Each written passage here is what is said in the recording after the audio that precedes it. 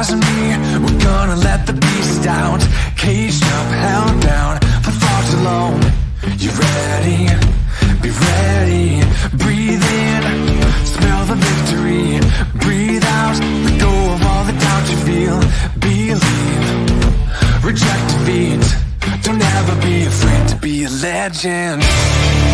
When it's on the line, seize the moment when the moment's right.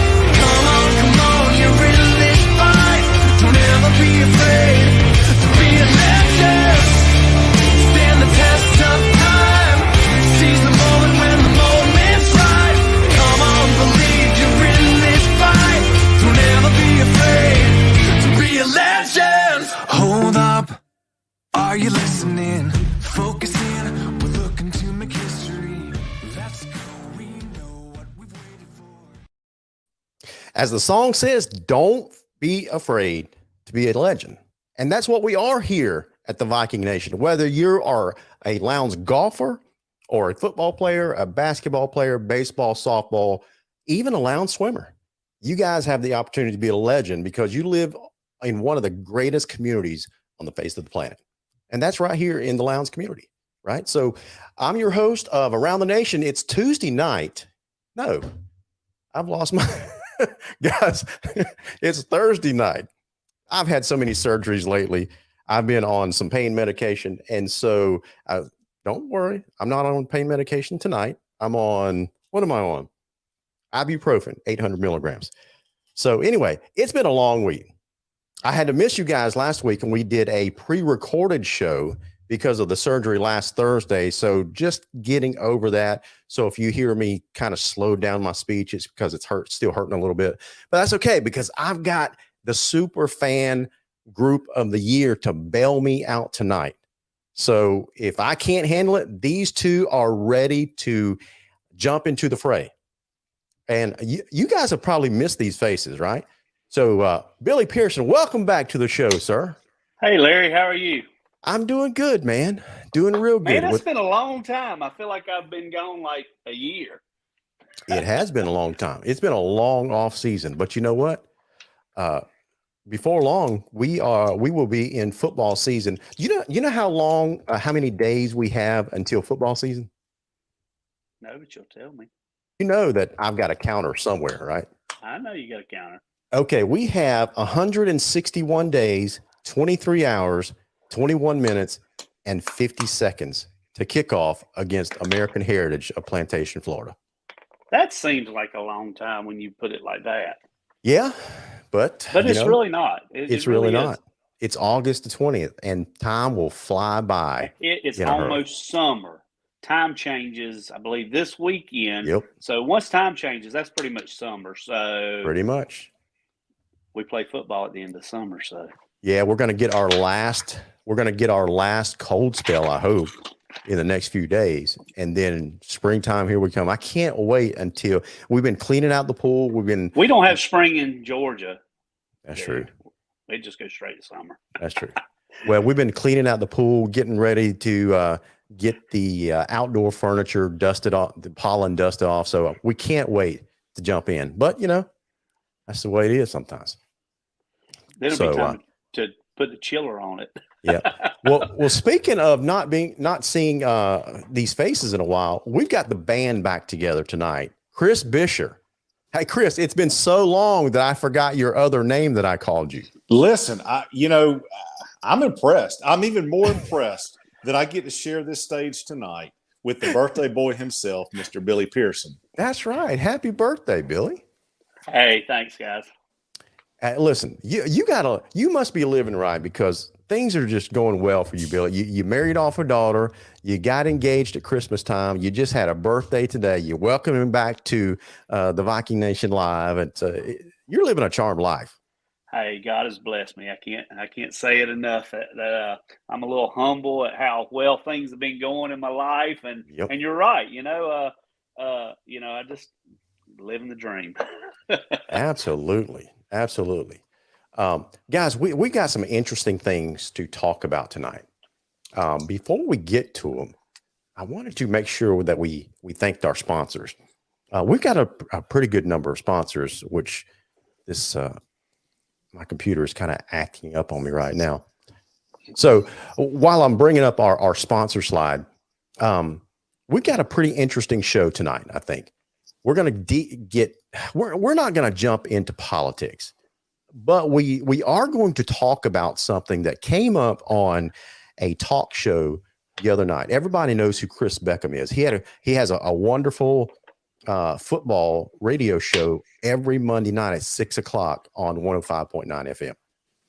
And this week he threw out an interesting question, guys. He was talking about what is the one ingredient that you have to have in order to sustain winning at the highest level when it comes to a football program. And so callers were calling in and talking about, you got to have great coaching. You got to have great athletes. You got to have good this. You got to have good that. I called in because it was a great question. And I said, Chris, you got to have culture. You got to have the right culture in place that's actually made up of 4 things that underpin it, 4 foundational pillars of culture, if you will.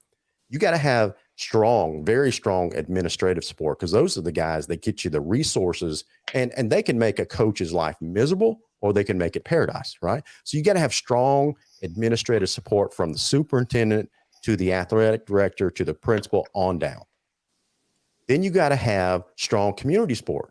You got to have people show up, volunteers, man the booster clubs, get out there, beat the streets, raise money for the program, whether you're talking about the golf team or the football team, right? You got to have strong community support other than just the fans. Then you got to have really good coaching, and you got to have good athletes that are coachable. Now, why do I bring that up? We're not going to talk about all those things tonight. But one thing that I want to do is start having a conversation about the administrative part of that, because Lowndes is about to undergo a sea change at the top because of our superintendent, Wes Taylor. Fantastic guy, fantastic principal when he was at LHS. He's been a wonderful superintendent, and he's been a sports guy and an athletics guy. He supports all the athletic programs. Right? Well, he's retiring. So we're going to have a sea change at the top, and we don't know who that next person is going to be. If this is a sports town, right? So they're at least going to pay lip service, whoever this new person is.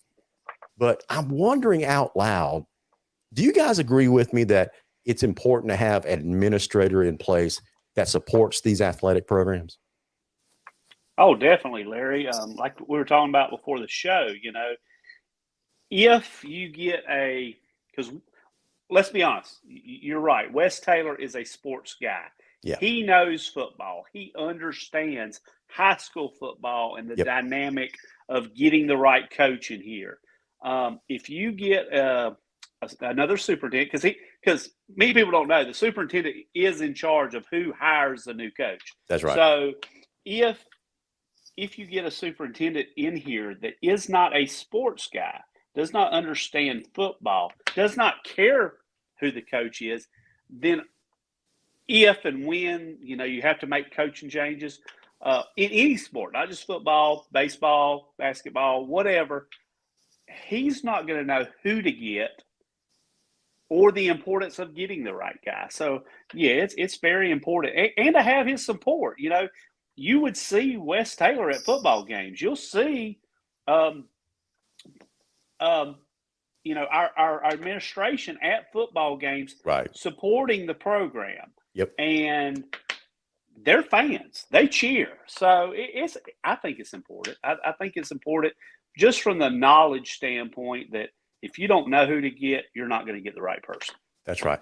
Chris, before you chime in, okay, hold on. Before you chime in, we've got a hard stop at 7:15, maybe 7:15, 7:16 to bring in some guests because we don't want to make them wait too long. They've got some important homework to do and getting ready for the next day, their next golf tournament, that kind of stuff. Before we bring our guest onto the screen, I want to make sure we thank our sponsors because without these guys, none of this would be possible. I want to make sure we thank our title sponsor of the show, and that's the fine folks, Doyer Deloach and his fine folks out there at Pepsi. Guys, whether you like Pepsi, Mountain Dew, Rockstar Energy Drink, Mountain Dew Energy, this is my favorite. Out of all the samples that Doyer gave me, guys, this is my favorite, Mountain Dew Spark. It's kind of like a fizzy lemonade with like a double shot of caffeine. It is fantastic. And I've replaced my coffee with it in the morning, and it will rock your world. It really will. It gets me jazzed up in a very, very, very New York minute. Very, very. Now we know your secret, Larry. Absolutely. So Mountain Dew Sparks. I want to thank the folks out at Pepsi. We want to thank Tim Neesmith, Shade of Perfection. He does a fantastic job of customizing shades and blinds for everybody's homes. This is a sample of what he does.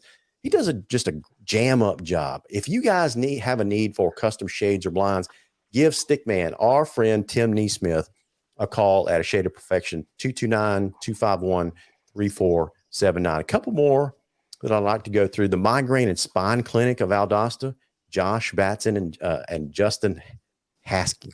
What is wrong with me? I misspelled Justin's name. It's Haskin, not Hasking. They offer a variety of migraine and back pain treatments. Listen, these young ladies that we're about to pull onto the screen, they're probably too young to experience migraines. I don't know. I've never suffered from migraines, but I hear my adult friends complain about migraines all the time, guys. We just had Christmas time, and sometimes our relatives give us migraines. Whatever the source of your migraines, Justin and Josh could fix it in a hurry, just like that, because what they do works, and it works very, very fast, and they have very, very short wait time. So if you suffer from migraines or back pain, give those guys a call at the Migraine and Spine Clinic of Valdosta. White Oak Investment. I noticed that Kyle Conger, he throws a comment. LG rocking Thursday nights. Kyle, I appreciate you, man, especially now because you're a sponsor. Kyle runs a company called White Oak Investment. They got 3 branches, one in Thomasville, Valdosta, and his newest one down there in Jacksonville. So the guy is growing, and there's a reason for that. He just knows what he's doing. He's a fantastic financial planner, right? He helps me. He gives me all kinds of advice, and he's navigating me through these turbulent Wall Street times that we're living in now, right? He just gave me some strategies. We're implementing them now, and we'll see if they work. But given his track record, I'm sure I'll be pretty pleased with that. So if you are in the need of financial planning services, give Kyle a call at White Oak Investment, 229-850-8848. Wireless, Verizon Wireless on Perimeter Road. Matthew Godwin can hook you up at 244-5855 if you need an iPhone, Android, and his newest offering, small business accounts. And Billy Pearson, you can attest to that. Yes, he handles our account. He does, and he's helped me personally, but he also handles our business stuff. So yes. Hey, yes, he's my son. I'm very proud of his accomplishments. He's been working at Verizon for the last couple of years full time while he's going to school full time. He just graduated from VSU, got a promotion at Verizon, so we're very proud of him. And our newest sponsor is Steve Nichols. He's got an interesting show. Guys, I don't know if you have ever watched this show, Freedom with Steve Nichols. You can watch that on Facebook. He's got a website, freedomwithstevenichols.live. He's on every Monday through Friday morning, 6 to 9 a.m. So it's a political. I'll give you a disclaimer up front. It is a political show. If you don't like politics, don't listen to this show or don't watch it. But if you do enjoy politics, instead of turning on Headline with Robin Meade on CNN, tune Steve in. He will jazz you up. That's for sure. That's it. So it's a very, very interesting show. Freedom with Steve Nichols. The last thing is G Nation Media. Listen, the bottom line is, guys, this is my company. We make digital look good. We've got a growing list of digital assets. The Viking Nation Pregame Blitz is pregameblitz.com is a website that we are getting ready to roll out. Give that site a check out. I think you'll be pleased with it. Not working exactly 100% yet, but it will give you an idea of what's coming. And I also just launched a national site called nationalhsfb.com, short for nationalhighschoolfootball.com. And then I'm venturing into the world of podcasting. I've released like 5 or 6 episodes on a podcast called Plow the Field. It is not sports related at all. It's basically life experiences from the viewpoint of, I call myself on this podcast, the Asian redneck. And so it's a very, very interesting podcast. So, hey, if you're going to do that, if you're going to call yourself the Asian redneck, Chris and I are going to have to get you into some hunting or some fishing listen, or both or something. My comment before he said that was fixed to be, do you have to press 1 for English, 2 for Spanish? But I guess maybe it's 1 for English, 2 for Mandarin. Listen, I may look Hispanic, but I'm Asian all day long. Okay. You know, I actually had dinner with a Filipino customer of mine one time. This is a true story, not a Larry-ism, right? This is a true story. So I took this customer out to dinner one time, and he was a fellow Asian. And so we're talking, and he's asking me, "Hey, Larry, do you still speak the language?" I said, "No, sir." He said, "Well, do you cook the food?" "No, sir." "Can you tell me a little bit about your background and your culture?" "No, sir." He sat back in his chair and he says, "You're one of those yellow banana Asians, aren't you?" I said, "What are you talking about?" He said, "You're yellow on the outside and all white on the inside." And guys, I busted out laughing. It was the funniest thing I've ever heard. So anyway, enough of our tomfoolery. Let's bring in our guest, because we're kind of running a little bit behind schedule here. And we've got a couple of guests that we're going to bring up on the screen. It is the Lowndes golf team, and they are lighting up the scoreboards in the golfing world. Recently, they placed second place at the Lady Blue Devil Invitational up in Tifton with a team score of 246. If you're not a golfer, that's very good, right? Especially in team competition. That team is made up of Kirslyn Smith, Ebby Summers, Molly Davis, and Kayla Lee. And we're about to bring on 2 of those golfers, 2 seniors, Ebby Summers and Molly Davis. And I think you're going to enjoy this interview along with their Coach Amanda Hughes. So let me go ahead and get rid of this screen and let's bring on our guest. Hey, Coach, how are you? I'm good. How are you? I'm good. Listen, I want to apologize to all of you up front before we start this interview, because you just had to endure about 15 to 20 minutes of our super fans just talking trash. It's all right. It was entertaining to us. It's perfectly fine. Perfectly fine. So I want to make sure we give you a proper welcome tonight to Around the Nation on the Viking Nation Live. So guys, this is Coach Amanda Hughes. She is the Lowndes girls golf coach. And we also have joining us 2 of the senior golfers on the team, Molly Davis and Ebby Summers. Ladies, how are you?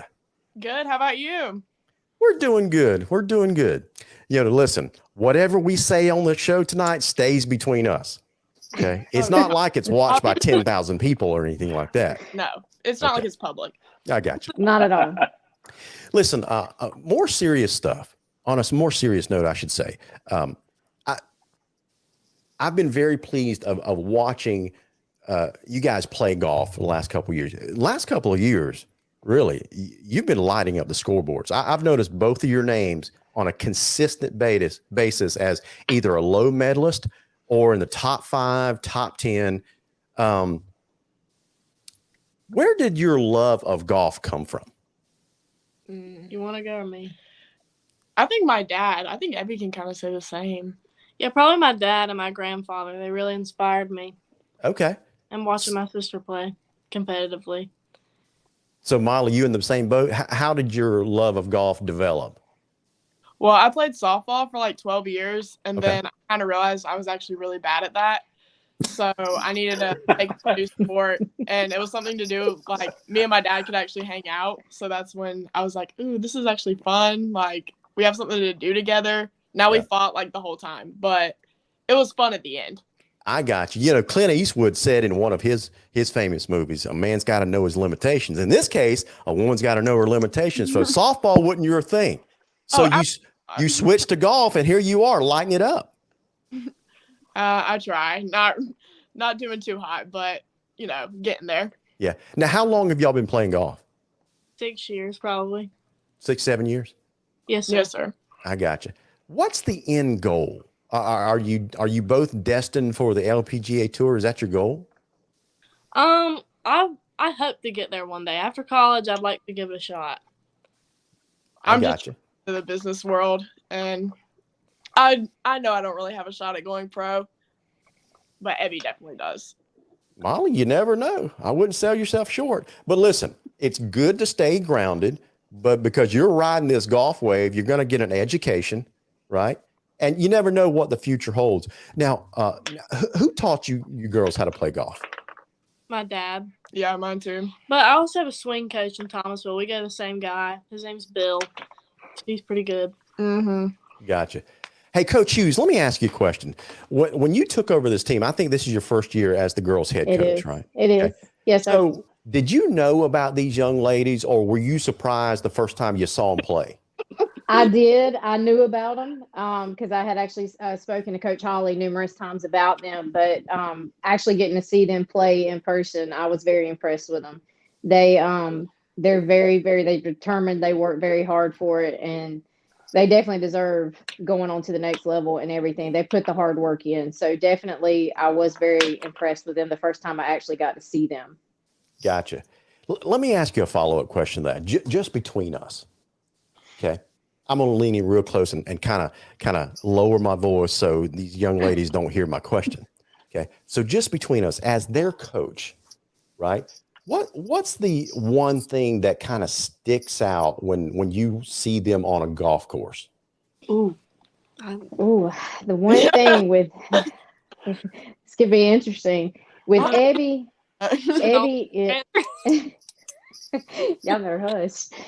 Ebby is we have a good time clearly, but with Ebby, when I watch her play, she is determined. She stays focused. Like Chris, you said earlier, the mental aspect of the game is huge. And she, no matter what it is, lining putts up, whatever it is, she is very, very focused. And it shows her determination. To me, that stands out the most with her. She doesn't let much phase her as far as she does get frustrated and stuff, but she overcomes it and is able to get herself back. Molly, I love Molly's enthusiasm. Like she will have a bad shot, but she always brings herself back. That is one, like the mental part of it too. They're both working on it. They have a lot of work to do with that because we know golf can take you high and take you low very quick. That's right. But both of these girls, Molly, both of them are very encouraging to the other girls. Kayla was on there. She's actually a freshman playing on the varsity level, and they've kind of taken her in. But both of them, just the focus that they have on the course is very, very unbelievable for their age. I think Abby's kind of doing a little bit of trash talking in the comments stream there. It doesn't surprise me at all. She says Molly has a bad golf attitude. That's not us. Wait, that's not me. I wasn't doing that. I'm not. So I don't know. I don't know where that came from. Okay, Molly. They're not wrong. Wait, what is Look, like I said, the mental aspect, they both have work to do there. But we all get aggravated with bad shots and everything, and they'll just continue. That's great, Ebby. All right, someone I think someone is punking you. I think. Yeah, right about that. that. That's not Ebby. Coach, I'm like, who's doing that? I don't know. Hey, Coach. I don't know if you play the game, and if you do, what level you're at. Funny little story. So I graduated from Boston High School in 1989. Our golf coach was Jack Rudolph. He was the golf coach and never touched a golf club in his entire life. He'd never. That is a true story. That is absolutely true. But let me tell you, he would make sure he got us to all the various tournaments. Sometimes even in junior high, because at that time it was Voss Junior High, we went in his Cadillac. And he would always stop at McDonald's because bus drivers ate free. So well, there you go. We like to eat. Oh yeah, my girls, we like to eat, don't we, girls? Oh my gosh, like we like to eat. Oh yeah, like y'all should see the hotel room. We bring so much snacks. Like freshman year, whoa, yeah. It's like honey. That's one thing I've learned about all of them. They like to every eat. Tournament. Like, if only they were a dash. little more enthusiastic, Coach. A little bit. Look, I'm telling you, they keep me on my toes for sure. They Hey, keep me so entertained. Ebby and Molly, let me ask you, what's your favorite course to play, and what is the strongest part of your game? Do you want to go first? Because I know my favorite course. You go ahead. I don't know my favorite. What a great question, Chris. My favorite course is Slammer and Squire at the World of Golf in St. Augustine, Florida. Okay. I think the strongest part of my game, I don't know, I'd say is my lag putting. Not my like 10 to 8 feet, but like 30 to 40 feet. That's where I'm Wow. Okay. That's funny you said that, Molly, because that's actually what I had written down for you. That's your best part of your game. Oh, yeah. No, it definitely is. Wow. My favorite course, I've played so many golf courses, but one of my favorites would probably be where my hat's from. It's Willow Point. And my strongest part of my game, I hit it very straight, and I keep the ball in play a lot, and I hit it pretty long for my size. And I feel like I'm a pretty good putter too. I got you. Okay. Good deal. Well, given thing. given your strengths of the game, how well you're doing this year, even as well as you did last year, what are your expectations for this season?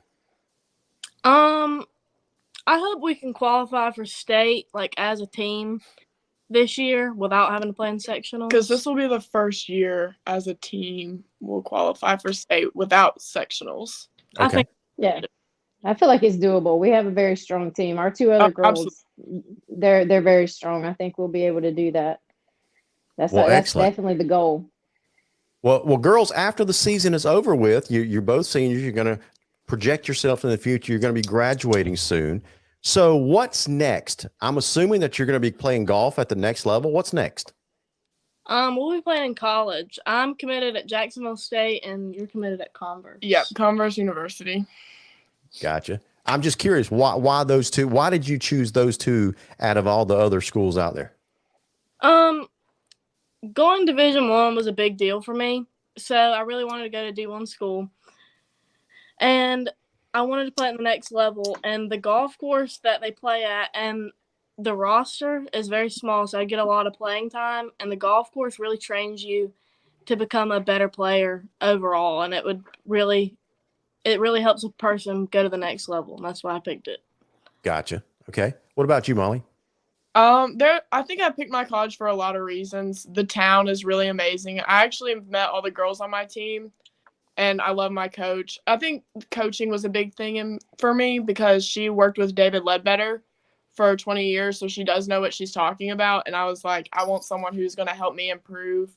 And the team I'm surrounded by are also really good girls, so it's going to help push me. I didn't want to be like the number one at the college I went to. I wanted to constantly be improving. I'm going to ask you the question that Billy Pearson wants to ask you, but he's too shy right now. And that is, will you give him free golf lessons? I'm not a very patient person. No, don't want to do that. she's not. It's kind of scary a Like, little bit. I mean, That was not my question. You stand a better chance with getting lessons from Molly. Ebby, like she said, not very patient. Like, I'll do $5. Who said I needed lessons? Hey, Coach Hughes, I've got an interesting question about, not question, but I've got an interesting story about what kind of piggybacking on what you just said. I live out here at Stone Creek, and I've watched Ebby play golf over the years, out of the, long hours on the driving range. I've seen her work with her dad on the putting green. And Ebby, I remember when you were much, much younger, your dad would try to line you up for a putt and get you to lag putt it or something like that. And you would get kind of impatient with him. She still does that. And I'm still not good at lag putting. Just the other day. I run it by 10 feet, and he still gets frustrated with me. Just the other day, Monday, had another conversation on that, didn't you, Ebby? We did. So how much time? Mark the ball incorrectly. How much practice do you two ladies put in every week? I practice. I get out of school and I practice till it's dark outside. Yeah, Gotcha. I'm full-time dual enrollment in work-based learning, but so I normally will get off work at like 11, and I'll probably get out of the course from like 12 to 2, and then take an hour break and go to school practice. Gotcha. All right, Mr. So, Pearson. Coach. So what is your background? You from Valdosta? Where you come from? Where'd you go to school? I'm from Valdosta. I graduated from Lowndes High. I went to Lowndes. Hey, Lowndes go Middle is Vikings. where I went to middle school. Yeah, go Vikings. I actually and I've been teaching in Lowndes County for about 15 years. But I grew up. Actually lived on Francis Lake, so golf was something that has always been part of me. And I love it, and I'm finally getting to coach that. I've coached numerous other sports, and they finally gave me golf, so I'm pretty excited about it. But yeah, around here, grew up around here, still play on occasions as much as I can, anyways. It's always nice to have a coach that has that hometown pride. That's right. I don't know. Maybe it's just me, but it seems like coaches that have a vested interest in the community seem to put just the extra effort, stay a little longer. I don't know, maybe be happier for the kids. It is neat. Yeah, I talk about it quite a bit, getting the right coach and going and searching nationally for coaches, but it's nice to have hometown coaches and people that have vested interest in our community. Yes, sir. I agree with that. Ladies, last question for you. Unless we have other questions from these from our other super fans. So you've got a lot of experience. Both of you are really, really good at this game. There are other young girls coming up in the game. Maybe they're just starting out. Maybe they've kind of taken a liking to golf, but don't quite understand or aren't where they want to be yet. What kind of advice would you give to those younger lady golfers that want to get to where you are? You don't have to be the furthest hitter.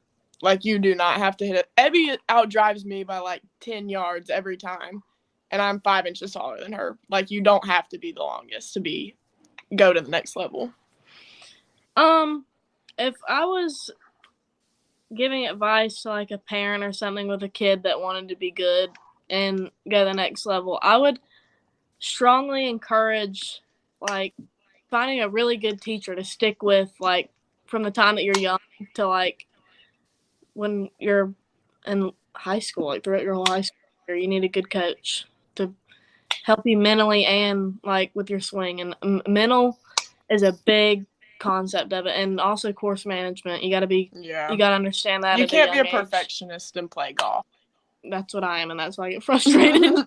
Well, how much room is there for just having fun in this game? Like, I was fixing to say, have fun with the game. Have fun with it first. Yeah, we definitely have fun with it. You should see the car rides there. We have lots. Oh, yeah. Game time is game time. Like we're very serious in tournaments because we do want to win and compete. Well, I'll give you, ladies, and Billy, I'll give you some advice that I got from a really good friend of mine. There's a former mayor of Warner Robins. He and I are really good friends, and he and I used to play golf probably once a week together, and he would beat the pants off me every single time. And he noticed that I would try to practice hard and get better, and it was coming around, right? But I would get so frustrated because I couldn't catch him. And then when I played by myself, I would shoot maybe 82, 84, 78, that kind of stuff. And I wasn't getting better because he was in the 72, 73 range, and I wanted to catch him. And I got so frustrated. I told him about 50 times that I was going to retire from the game. And he said, I'm going to give you some advice to make your game just better. I said, well, what is it? I'm all ears. He said, lower your expectations. That's what he told me. He said to lower my, and he was right. I just started going out there to have fun. And then all of a sudden the swing started taking care of itself because I wasn't worried about where my hands were supposed to be at 12 o'clock and all this stuff. I just had fun. So ladies, wherever your future takes you, whether it's the LPGA or managing another golfer, Molly, for you in your business career, that said, have fun. This life is too short. So absolutely. I hope you've had fun on the program tonight. We've had a blast. I think I can speak for Chris, for Billy, and Coach. We've had a blast. You represent your school and your sport well, And we just want to thank you so much for being on the show tonight. Oh, well, thank you for having us. Yeah, thank you. I enjoyed it. Thank you for having us. Thank you, Coach. We appreciate it. All right. And go qualify for state and go low. Yes. There you go. There you go. That's the goal right there. That's the goal. That's right. Yep. Thank you, Coach. Thank you, ladies. Thank y'all. Thank you. Yeah. All right. Man, how fun was that interview? That was fun. They are They like got a little bit of balls energy. of fire. Larry, when you started talking about the guy that you played golf with and he gave you some advice, I was afraid he was going to tell you to try the nail drill. Are you familiar with the nail drill? I am not. What is the nail drill? Well, there was a guy that kept going to his pro and getting lessons, and he wasn't getting any better. Finally, one day, the golf pro said, all right, here's what I want you to do. I want you to go home, find a wooden shelf, and I want you to put a nail in it. And the golfer said, well, I don't understand. How's that going to help me? He says, well, this is what you're going to do. You're going to hang your clubs on that nail and never take them down again.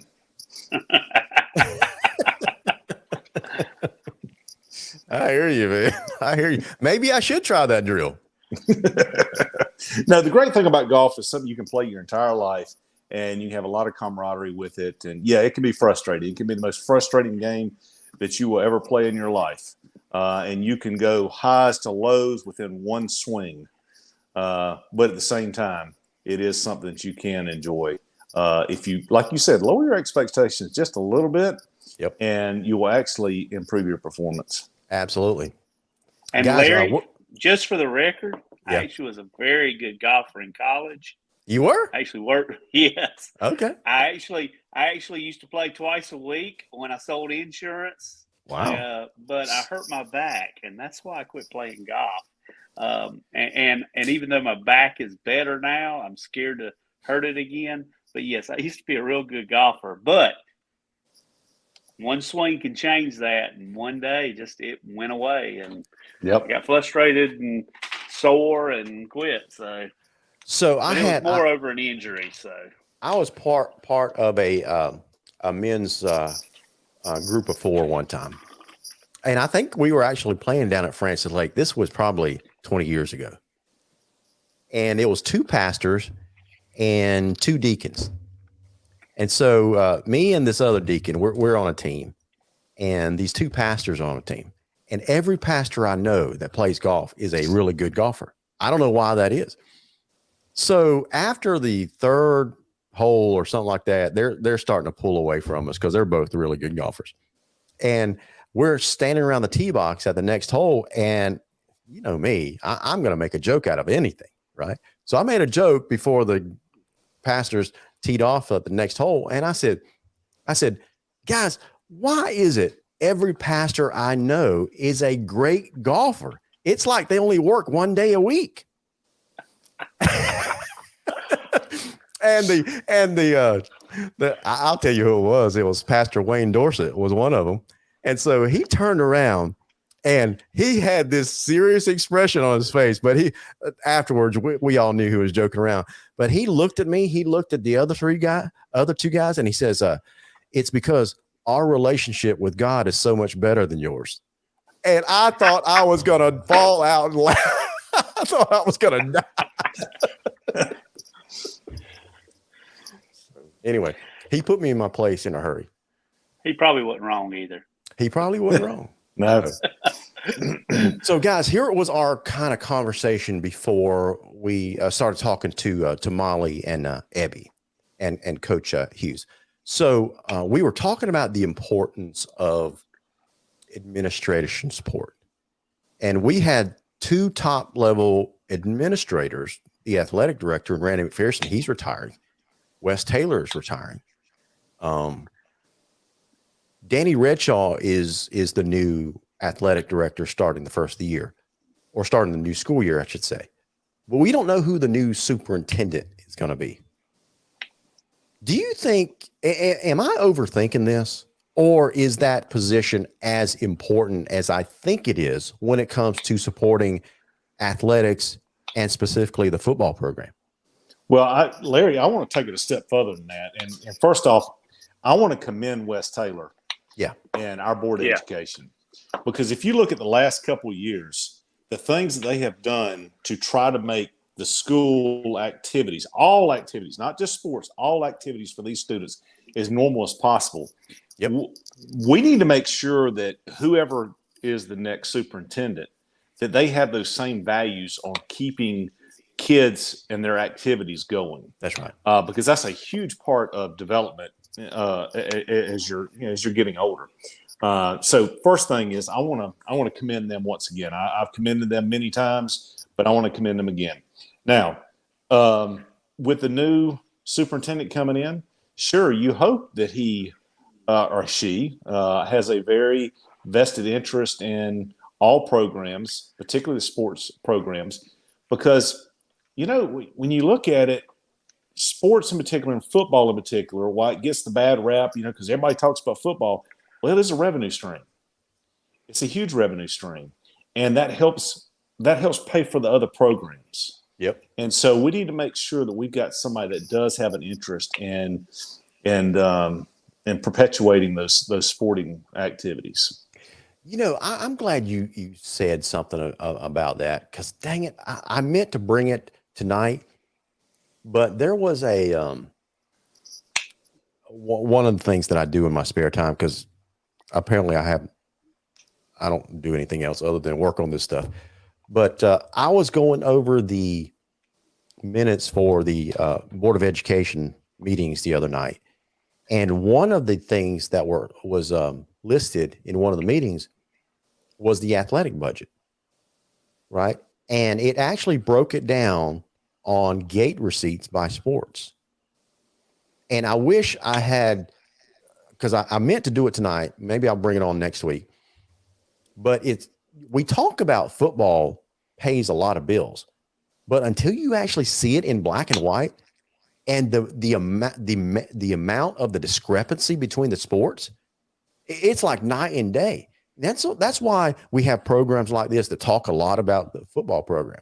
That's why the Booster Club is as big as it is, because we all realize how important this sport is to the rest of the athletic programs out there, right? So we got to make sure we generate as much excitement as possible.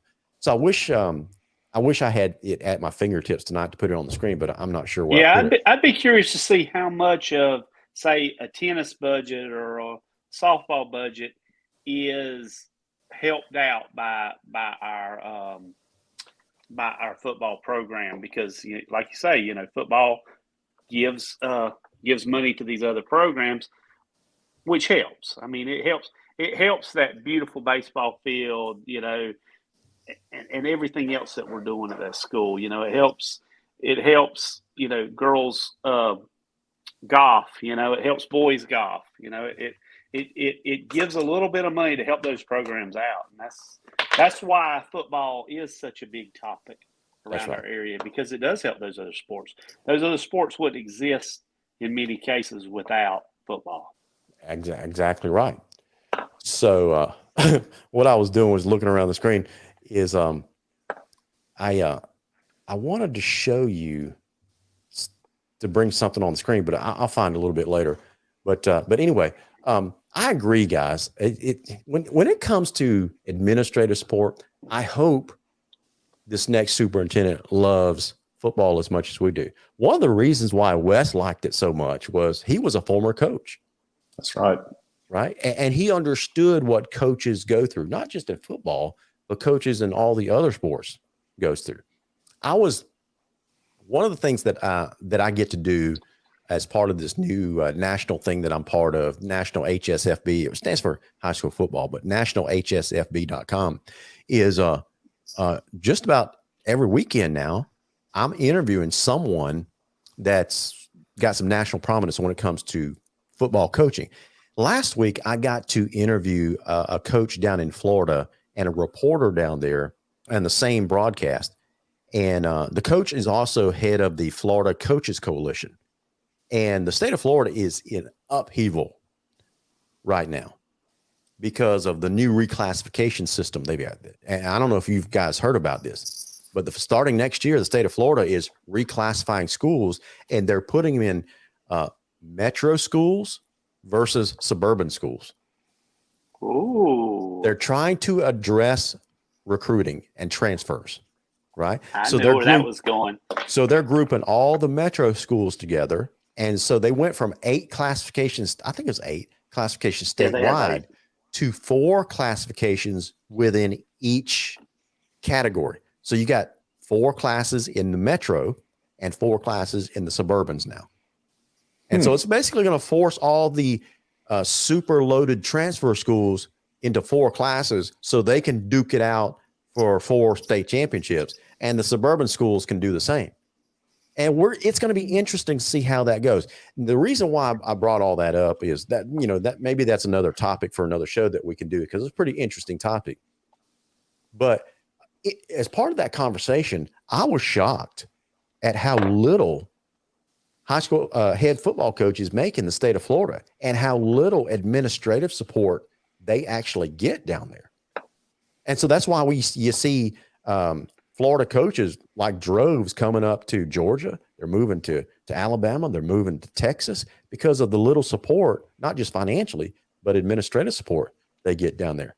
So we're just right on the border, and I'm kind of glad we're in Georgia now when it comes to high school football. I read an article. It's been 4 or 5 years ago talking about how much Georgia coaches make compared to other states. Right. And at the time, high number was $100,000 mark. I think Randy and Rush at the time were just a shade over 100. Yep. But it was just amazing that you go down to Florida and those guys were only making $30,000-$40,000 a year, basically teacher salary to coach. So, and these guys were making it. So that's why coaches were flocking at that time. I don't know if it's that big now of a discrepancy between Georgia, Florida, and Alabama, but it used to be horrible. Absolutely. So, guys, before we head on out of here, I want to cover a couple of things real fast. Chris, what I'm trying to do is get that picture that you sent me of the friends and family stuff. Yep. You know what I'm talking about. Yep. All right. So give me a second here and I'll make sure that we have. Okay, and you got the raffle one too, Larry. Yeah. So, okay, here it comes up right now. All right. So let me share screen. Cam.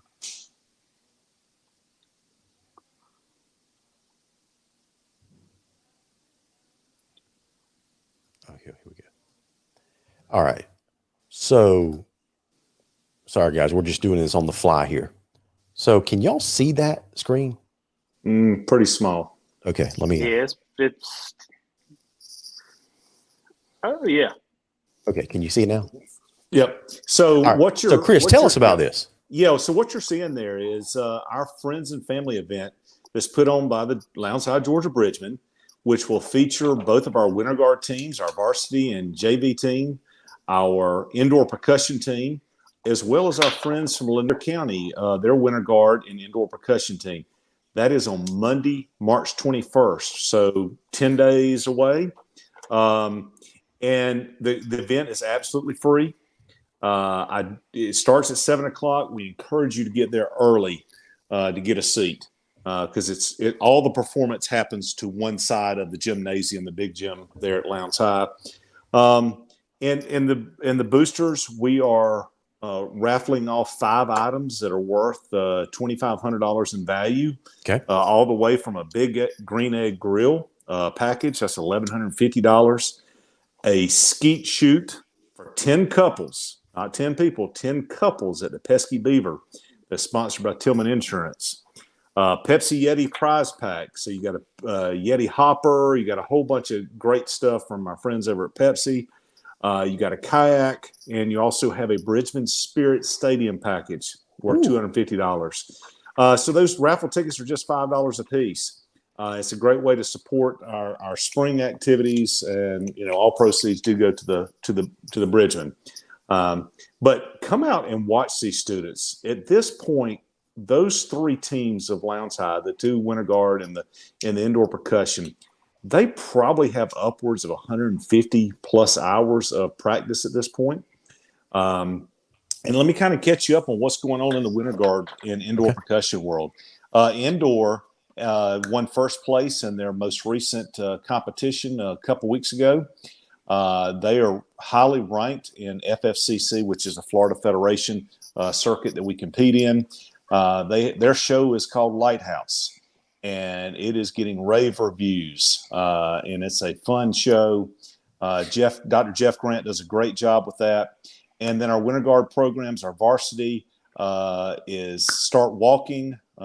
These boots are made for walking.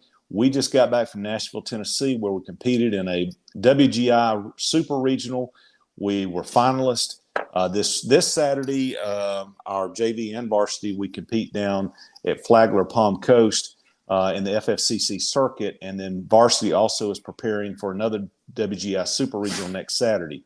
Then our JV group, they just got first place in the most recent. We did a virtual submission for them, and they came in first place. And theirs is Groove is in the Heart. This is a very fun show. So come out and have some fun. It doesn't cost anything.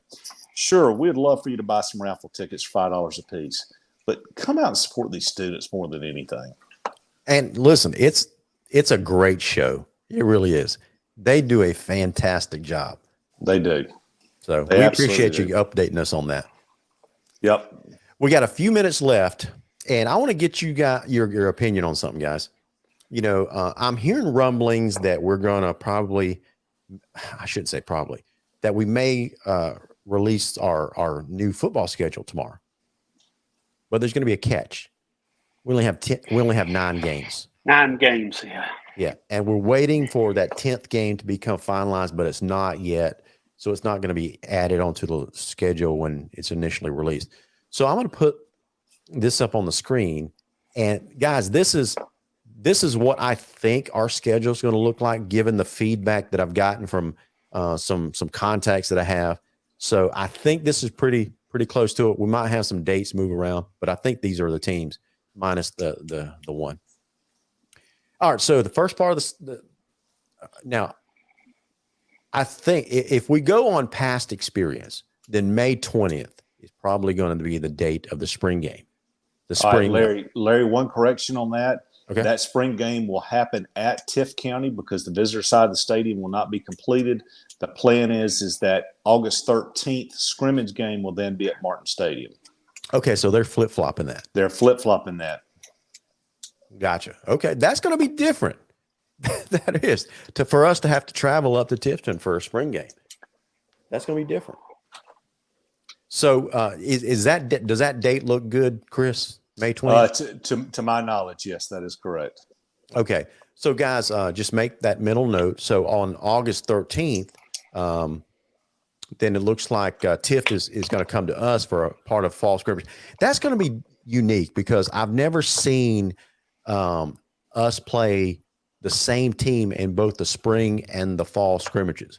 So that's going to give both teams a chance to see how far or how much they progress from the spring to the fall against the same program. Now, here's the big one. On August 20th, American Heritage comes to town as part of the Georgia-Florida Challenge at Martin Stadium at 5 o'clock. Colquitt County is going to be taking on Deerfield Beach out of South Florida. And at 8 o'clock, Lowndes will be hosting American Heritage Plant. Now, if you notice, a couple weeks ago, I played a video recording of an interview that I had with the new head coach down there at American Plant, Mike Smith, because his predecessor, Patrick Surtain, is now an assistant with the Miami Dolphins. So they take their football pretty seriously down there. They've won 5 state championships in the last 10 years. They are historically a very good football team. I've actually watched them in the past. I actually watched them play Colquitt County several years ago. Yep. They are a very good team. Usually don't have a lot of people on the sidelines, but their coaching staff is very involved, I would say. And like you say, top-notch coaches, and they have a lot of D1 prospects on any team they ever have. So They are a very good team, guys. Listen, the great thing about that August 20th event is you got the opportunity to watch 2 quality football games for $15. Yep. I mean, right here in our backyard. So that's going to be great. Guys, have we figured out how we're going to handle the ticketing situation? It is general admission, Larry. General admission. That's what I thought. Okay. So that means it's not going to be part of our season ticket package. That's correct. Gotcha. Okay. All right. So next game is so American Heritage. That's going to be a tough team, tough program to come up here. Their head coach has a slogan that they're built different. He's their former strength and conditioning coach and running backs coach. And so that's his spiel. He says, and it kind of reminds me of Randy McPherson and Jamie DuBose, where we kind of brag on how well conditioned our athletes are in the fourth quarter. Well, that was his mantra, because I had a chance to interview him for 20 minutes the other night, and he kept saying that over and over. It was like, we're just built different in the fourth quarter. We're counting on other teams to fade, because I coach these guys. I put them through the strength and conditioning program, and I'm going to tell you. Then he said something that kind of caught my attention. He said, we're going to head 7.5 hours north of Lowndes, and we're going to have 45 kids on the bus. And I'm thinking to myself, if you're going to bring 45 kids, you better have some extra conditioning. And that's what I mean by them, Larry. They don't have very many kids. They didn't have a lot on the sidelines. And I think that is a problem. We've seen it before with a lot of these really good teams. It's hot in South Florida. There's no doubt about it. But there's something about South Georgia summers and our heat that, we played Plant City, Florida. We played North Miami, all these schools that are from down in hot areas, and they don't hold up to this heat. Yeah, our humidity is different. It happens all along. These teams play us pretty good, but by the fourth quarter, they all fall down. And like you say, 45 kids, they're not going to be able to substitute. Yeah, I think I agree with both of you. But guys, I'm telling you, in a couple of years, when we get that indoor facility built and we're practicing in there in the summertime, I think that advantage goes away. Oh, definitely. If that's all you practice in. Yeah. If you use it just in inclement weather, then maybe you don't lose that advantage. So August 26th, we host Gadsden. I've never heard of this group, so I've looked them up. They're not a very good team, but you're going to have some of these teams on your schedule. But Gadsden County High School out of Quincy, Florida, I believe. September 2nd, another pretty good quality program out of South Florida, North Miami Beach, comes to town. September 9th, I believe that Brookwood comes to town, the Brookwood Broncos. So that's going to be an interesting mix, because, listen, up until now, other than the scrimmage games, it's like 3 straight Florida programs back to back to back. And now you get into the meat of the Georgia schools. And Georgia, as a state, we kind of pride ourselves being a different brand of football up here. So we get used to playing the Florida brand of football. And then we got Brookwood coming to town on September 9th, followed by a road trip. Our first road trip of the year, official one anyway, other than the scrimmage, is to East Coweta on September 16th. We've played there before, haven't we? East Coweta, yes. Just a couple years ago. A couple of years ago, it was like first game of the season or something like that. The worst thing about that stadium is the lighting is extremely strange. Yes. Yeah. And yes, I remember it was just an odd evening. Vikings won, but it wasn't a huge victory. It was 30-something to 14, 15, 16, 17, something like that. But it was just an odd evening. We have a Lowndes has a school team.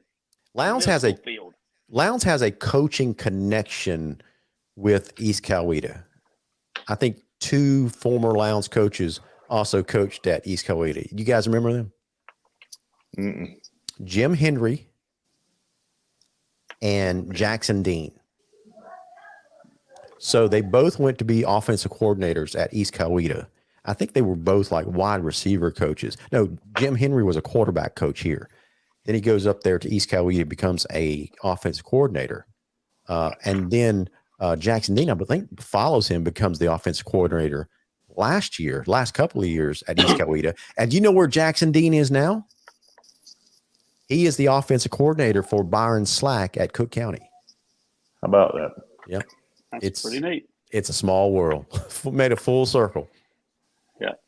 All right. Yeah, So I remember that Ace Coweta game several years ago. That's when we were going through our issue with prayer, and that's right. East Coweta was made up banners and all saying that we pray for Lowndes. So that was pretty neat. So they were a real supportive school. So I kind of remember it pretty good. Yep. Tim Neesmith, no comment. So September 16th at East Coweta, it looks like we're going to have an open week on September 23rd. Now, September 30th, I've got a question mark because we may have a game on the 23rd or the 30th. It's just that 10th game we don't have finalized yet. So stay tuned. That's to be determined. Okay. Now, this is on October 7th is when we open up region play. We're going to host the Wintersville Classic again this year when Valdosta comes to town on the 7th, an open week on the 14th.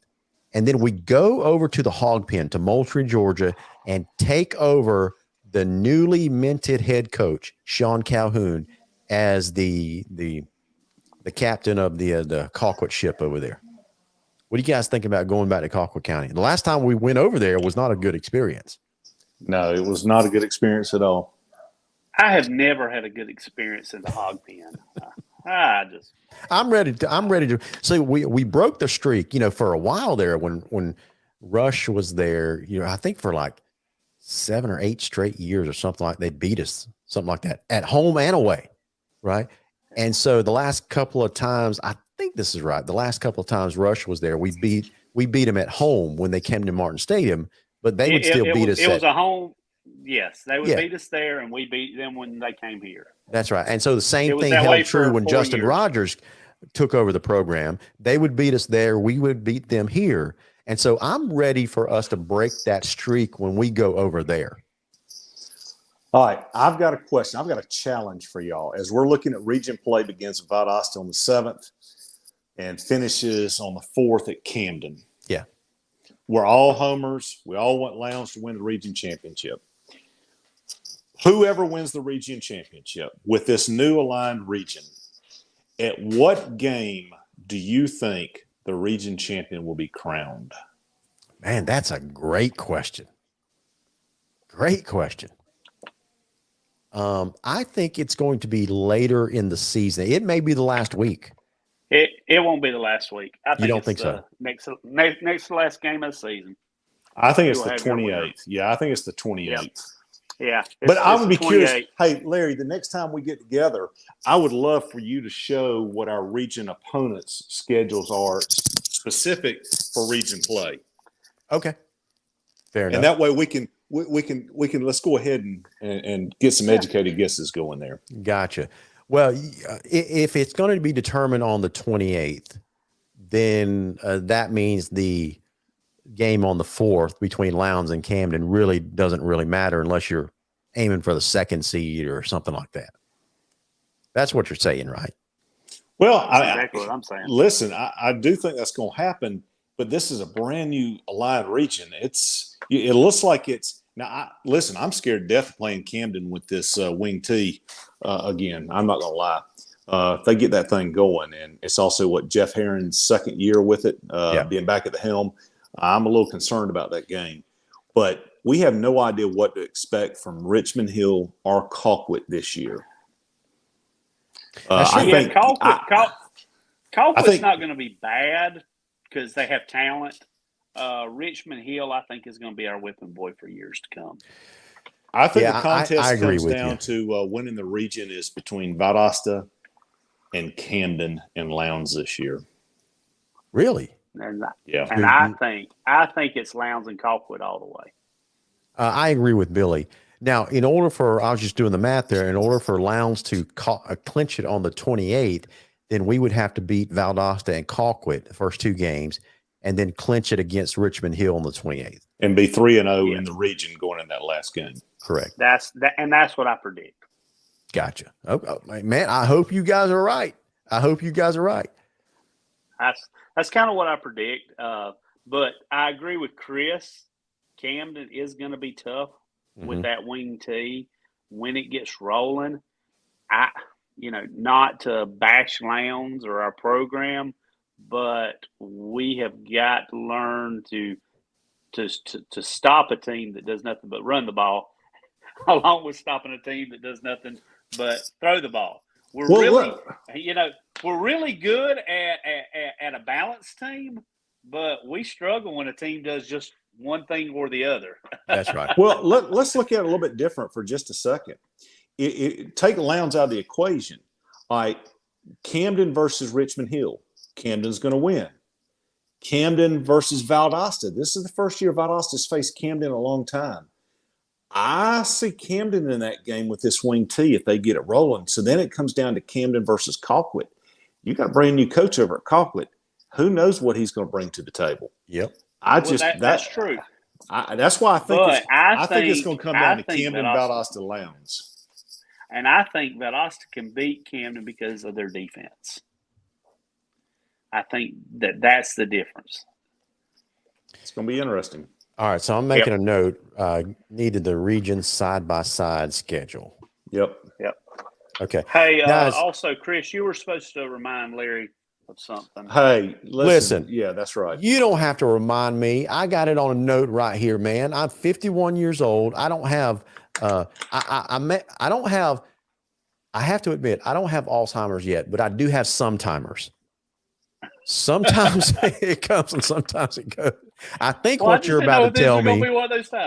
I think what you're about to tell me is we want to, from the bottom of our hearts, from everyone in the Viking Nation, we want to send Coach DeBoe's well wishes, right? Because I understand he just underwent a complete hip replacement surgery. Yep, but he is at home and on the road to recovery. So, Coach, if you and Tracy are watching tonight, we wish you guys the very best. Coach, we know how important you are, man, to this football program. So get healthy, man. Get well soon. Get that thing moving, and we'll see you soon, dude. So, anyway, see, I told you I remembered, man, because that's why I have to write stuff down, because I forget all the time. All right, so on a coaching staff standpoint, we just have one vacancy. Is that correct? Defensive line coach. Did we replace our outside linebackers coach? John Arnold retired? John Arnold retired. So Chris is about to say yes, but he's kind of keeping it to himself. I don't think we have. I haven't heard that we have, but I have been out of the loop a little bit. I've been trying to lay low for a while,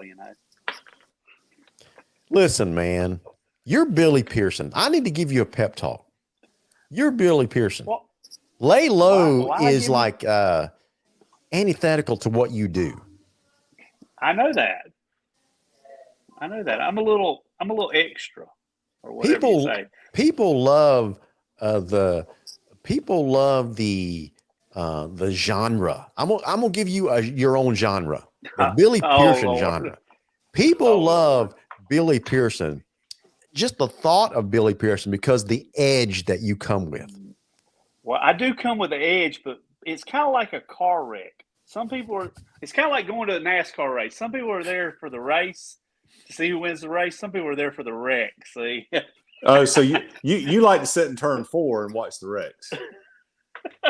I definitely like to see turn 4. So what you're saying is you're tired of being the wreck. You want to be the shiny race car. No. I'm just saying that sometimes you got to give people a break, because you could be a little bit too much. I got you. We always had that aunt that would come to like Thanksgiving dinner that you just wish she'd just shut up sometimes. You love her.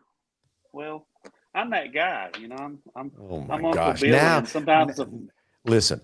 Now it's time to end the show. We have officially jumped the shark. Check out this comment. Michelle Carter says, "I know I sure love me some Billy Pearson." What else can you say after that? Hey, I'm just glad that something happened that I didn't think was going to happen. When you said earlier that you were going to put a picture on the screen that Chris Bisher sent you, I was afraid it was that picture of Chris laying on Jekyll Island this weekend. Hey, listen, let me tell you something. Nobody tried to roll me back in the water. It was a great day. Oh my gosh, guys, we're losing our audience. We gotta go. If you'd have posted that picture, we would have. Listen, guys, we hope you have a great weekend. On behalf of Billy Pierce and Chris Bisher, I'm Larry Godwin, and you guys have been watching Around the Nation on the Viking Nation Live. Go Vikings. We're out. Go Vikings.